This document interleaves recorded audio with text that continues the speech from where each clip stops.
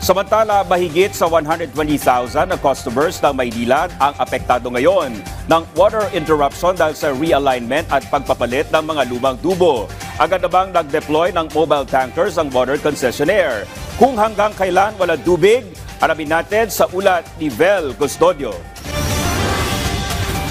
Mahalaga ang tubig sa negosyo ni Elizabeth na isang karinderya owner. Kaya upang magpatuloy ang operasyon ng kanyang negosyo, agad na siyang nag-ipon ng tubig nang matanggap ang abiso ng water service interruption ng Maynilad sa Maynila. Siyempre, nahihirapan kami sa panghugas-hugas or sa pagluto, kailangan mag-ipon ng tubig. Bali, 4 na drum.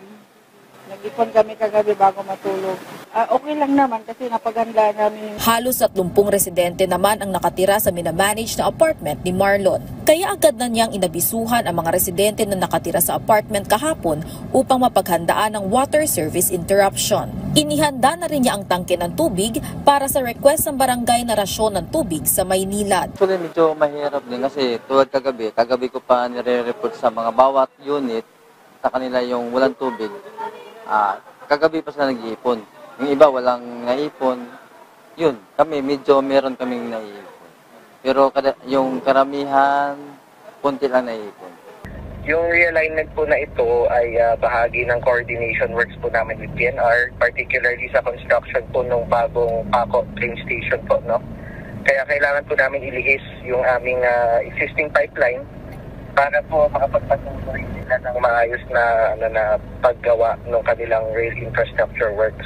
Isinabay na rin ng Maynilad Water Service Incorporated sa realignment ang pagpapalit ng lumang pipe sa kahabaan ng Quirino Avenue dahil 1960s pa nang huli itong napalitan. 1,350mm diameter pipe ang apektadong utility sa realignment. Right now, nagko-construct po kami ng 2 interconnection points dito along Quirino Avenue. Yung isa dito po sa may tapat ng Philippine-Columbian Association Building. And then yung pangalawa naman po, nandun po sa tapat po ng dating Paco Station, malapit po sa Plaza Dilao. Kapag na-complete po itong trabaho po na ito, makakatulong po ito sa pag-contribute sa mas efficient and mas reliable na water service dito po sa customers natin in the surrounding area. Ayon sa Maynilad, 121,000 service connection ang affected na consumers sa ilang bahagi ng Maynila, Pasay, Parañaque at Makati City. Upang tugunan ang kakulangan sa rasyon ng tubig, nagpakalat ang Maynilad ng 100 mobile tanker sa mga apektadong lugar.